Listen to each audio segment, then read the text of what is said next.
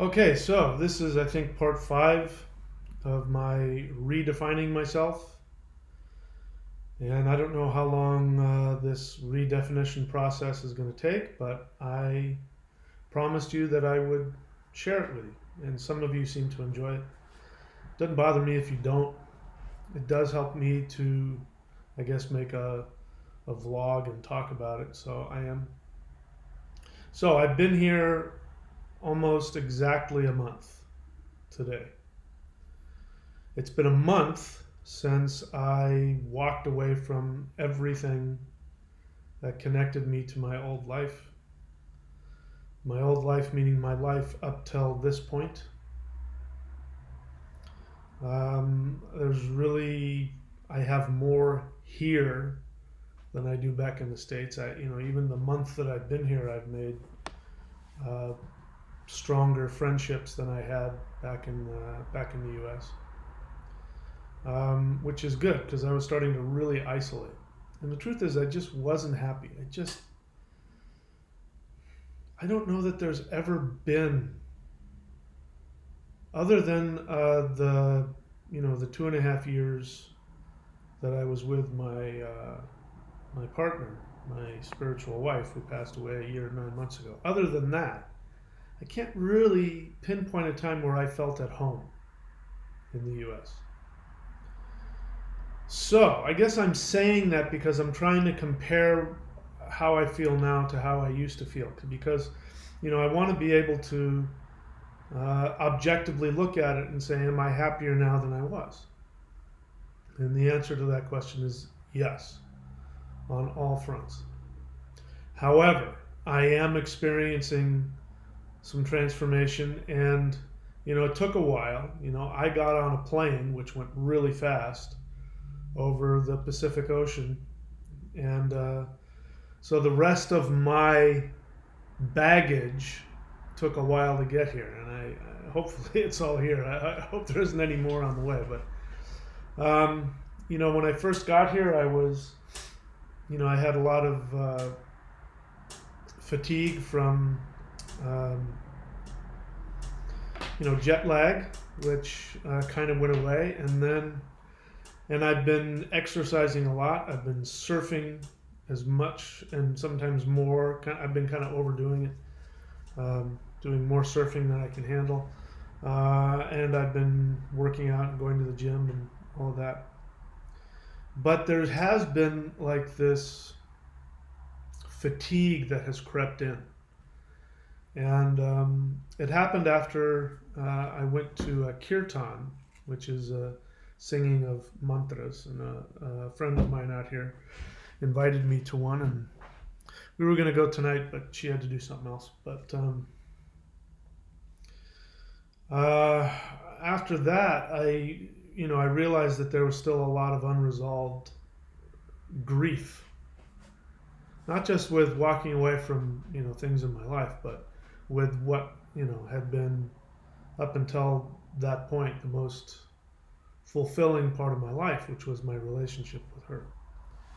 And so I still had a lot of grief left, and I felt that coming up as I was doing the chanting, and then I had all kinds of stiffness in my lower back and my joints and my, and I know what that means. It means that there's unresolved feelings there.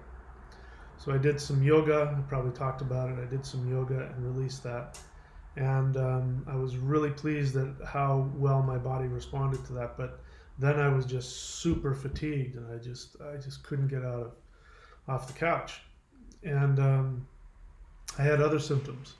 I was thirsty, and I was drinking a lot of fruit juice because I was thirsty and I wanted sugar. So I think there was a lot of things. I think I was dehydrated. I think I was over trained, but I think also looking at it, I think that I was depressed. I was having symptoms of depression. And so I think that what had happened is that after my partner died, a year and 9 months, year and 8 months in the U.S. After that, I remember the first month I went into a very deep depression. And what I mean by depression is not depression like feeling sad. A lot of people make that mistake. Feeling sad is not depression. Depression is when you are so overwhelmed that your body kind of shuts down, and you have fatigue, you have fuzziness in the brain, you can't seem to get anything done. It's not that you're weeping, although some people do. It's not that you're weeping into your pillow. It's just that you just can't really function. You're overwhelmed. Your body's just, this is too much emotion for your body to process. So I think that there was some unresolved, and I guess there still is some unresolved issues that about that started coming up because I just couldn't function. And I've been feeling it kind of come and go. And I was making a video today, and I started feeling something like in the back of my nose, like a kind of a cold starting to come through. It's winter here, so people are running around with colds and stuffy noses and all that. And just the fear of that got me up off my rear end. That's one of the reasons I ended that video quickly, and that was it. I just said, I got to get out. I went out and I did some swimming. I swam in the ocean. There's no real surfable waves out there, and I'm still physically recovering from my last surf session, but I need that. I need to be out in the sun. I need to be swimming in the ocean, and get some salt water in my nasal passages and clear that out. And then that sort of woke me up, and I felt a lot better. But I got to be honest, I don't know where I'm headed. I literally and symbolically, I do not know where I'm headed. I can honestly say that I would like to live here, given the opportunity. And I would like to be able to choose to live here for as long as I want. I don't have an option to do that at the moment. I don't know any way to make that happen unless I can just do these visitor tourist visas indefinitely. I don't know that I would want to do that, but I will if I have to for as long as I can. And the only other option I'm aware of is marrying somebody here, and I could get into that. But one of the strangest things is that I just don't really have any.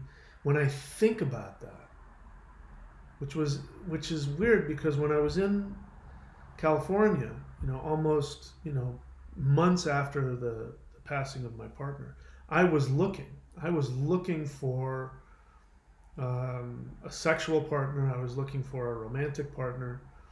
And then I stopped because I knew I was going to try and move here. So I just stopped, and I rebuffed anybody who approached me. But it wasn't because I didn't have any desire. I had plenty of desire. I just didn't want to get myself embroiled in something that wasn't going to serve my goals, which were to come here. So I thought for sure that I was going to come here and that I was going to immediately start dating like a madman. And as soon as I got here, I just didn't have that desire. And when I think about what it takes to be in a relationship, I get tired. I immediately start feeling that fatigue. I immediately just go, and the thought of being emotionally responsible to somebody, even something minor is just, having to text them on a daily basis or something, that just the thought of that responsibility overwhelms me, and I just get tired. What that tells me is that that's my depression kicking in. That tells me that I'm still not fully over, the loss of my partner. I keep glancing over here at, now this was one of the only things I brought with me, and it's, it's obviously it's a picture of her and I. And, I really want to move past it. I really do. But I'm not going to force it. I don't know what's going on with the channel. The channel seems to be kind of not really progressing. I guess if I think about it, I guess it's progressing a little bit. I do have to say that it really annoys me. It really annoys me that I don't have more. Why is it that there are people on there that get millions of views on their channel, and I can't I can't seem to get past 500 for most of them. Some of them I get more than that, but most of those are just looky-loos who are responding to the title, and they're really not interested in subscribing or promoting the channel in any way. By the way, anybody listening to me, if you want to support the channel, the best way to do that is not just by subscribing and hitting the bell button, which of course I suggest that you do, but go to thunderwizard.com and subscribe at the lowest level. You'll get access to hundreds of hours of teaching that you can't find on this channel. But it's also, it's what gives me the ability to make this my focus so that I can, spend my time doing this. But I have to say, it just annoys the crap out of me, the thought that, I don't think there's any shortage of people, maybe you're listening to me right now, people who come onto the channel and can't wait to hear me talk and can't wait to ask me questions for free. Many of them who do and do not read the books, and many of them are not subscribers to the Patreon channel. But it just annoys the crap out of me. I just feel so taken for granted. They want to ask me every single question under the sun, and they'll write me emails. They'll want to send me things. There are people who want to send me paintings and send me gifts, but they don't want to actually support the work that I'm doing. And it's like, put the time and the energy and the money that you would put into the painting and subscribe. Subscribe to the channel. That's if you really want to show your appreciation of me. That's a practical way that you can do that. Now, I'm okay if you don't. I'm certainly not the only game in town, and if you don't think I have something of value to learn, then you don't waste your time. But it is annoying. I really am looking for ways to expand the channel. I reached out. Somebody emailed me. This was another confusing thing. Somebody emailed me before I came here, from here in Australia, emailed me saying that, because I had mentioned wanting to teach here. And what I interpreted from the email was that I have a place that you can come and you can teach, and I will help connect you with people, and I will help facilitate you being able to take donations and things like that. And I'm like, oh, great. A way I can get a footing in here and get some teaching out there. And I emailed this person, and I think it took that person at least a week to get back to me. And then they were saying something like, you know what, I don't really have any connections. Best of luck to you. It's just, what? It's confusing and disappointing. But this is all, everything is our own projection. Everything is our own creation. So, I guess I'm just projecting my feeling of being stuck. And I think what I would like to be able to do for myself is, allow myself to continue to heal. I think I still have a lot of healing left to do that I just wasn't able to do in California.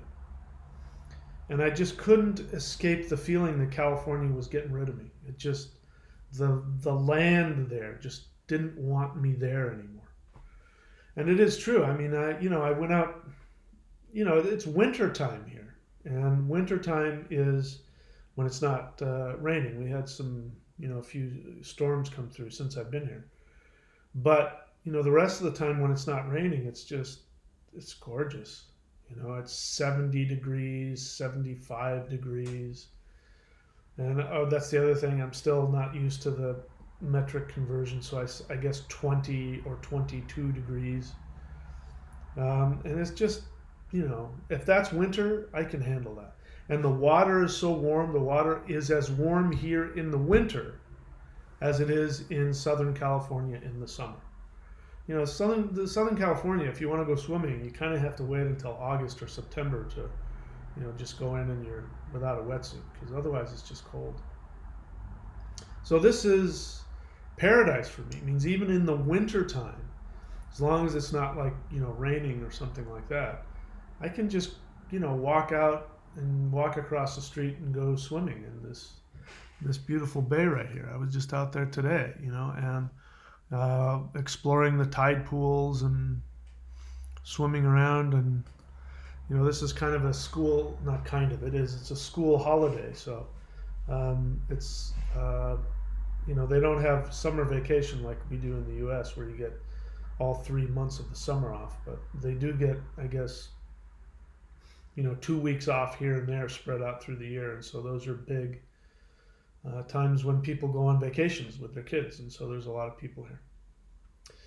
I'm getting ready in just the next few days to move to another house further down on the other side of town. And I'm not going to be right across the street from the beach anymore. I will be in walking distance. It doesn't look like it's super close walking. You can walk there, but I'll probably either get a bike or, if I'm going to surf, I'll throw my board in the back of my little SUV here. I was going to show that to you, but the SUV that I'm renting, the brand new SUV that they gave me. But yeah, I'm really not sure where things are going. I'm still sort of in limbo, and I can't really see what's coming. I can't see. I'm trying to plan things out, but I put so much effort before I left. The last 6 or 8 months before I left, I just put so much effort into a ton of different courses and products. And that's frustrating because people aren't buying those either. It's really frustrating. It's frustrating because it's all around the things that people keep asking me about. And so people will come onto the live questions and answers, and they'll ask me the same questions over and over again. They ask me the same questions over and over again, and I'm happy to answer them, but I've put them in these courses here, especially neo.thunderwizard.com. It's mystifying and it's frustrating. And it frustrates me on a level because I want to teach, and it frustrates me when people don't put the time and effort to learn. That frustrates me.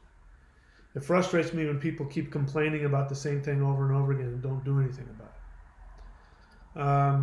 It's disappointing for me personally because I put a lot of time and effort into these things based on what people, ask questions about, what they want. And so I'm starting to feel a little taken for granted here in the channel. Channel doesn't seem to be going anywhere. There are people people who are my apprentices and who are doing the work. And there's a lot of people who, now that I think about it, a lot of people who purchase certification courses who are working their tails off on that. So I understand that. But, there's a ton of you out there that seem to follow the channel and seem to think the world of me. And you send me emails saying how I've changed your life. But from where I stand, I'm not seeing you doing anything to support the channel. And I'm feeling a little taken for granted. And that frustrates me. Having said that, though, I've got all my needs taken care of. I've got my rent paid up for the next, 4 or 5 months. And so I'm going to be okay. But I got some debt to pay off and all that. So I'm frustrated because normally what I would do is I would go, okay, so let's come up with some new products. Let's come up with some new services. Or let's, give a discount on services. And, something like that would usually bring in income. But, I may have just tapped out, the amount of subscribers that are on here. I may have just tapped you guys out.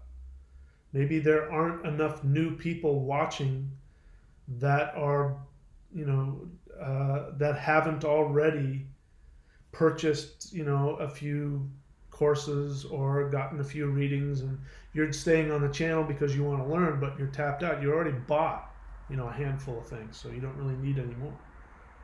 And that's frustrating because I want this channel to really go big. I want to get a lot more people, and I would love to be like some of the people on here who I watch their channel and I don't know what the attraction is. and they will just put out one video about nothing, and they'll get, within a day they'll get thousands of views. Within a few months they'll have tens of thousands of views. I'm mystified as to why my channel hasn't gotten to that point yet. Anyway, I'm just complaining. So I don't really know what I said, but there's where I'm at. My baggage is caught up with me, and I'm sort of sitting with it. So I'm going to keep doing the same thing that I've been doing, and taking action. And what I haven't been doing in California, which I'm going to do here, which is reach out and be more social and really take advantage of what's out there. I plan on going surfing. I'm sitting here again, and I'm getting this feeling like a cold is trying to come into my nose. I hope that doesn't happen. I'd really hate to be I really don't want that. I hate that. Anyway, so that's just me complaining. I don't even know if I'm going to post this on the channel or not, but there's where I'm at in my transformation. And I will keep you guys, we'll see. I'll keep you guys in on the loop because I said I would. All right, so I should be, depending on how I feel, I should be here this weekend for live Q&As. All right, talk to you guys later.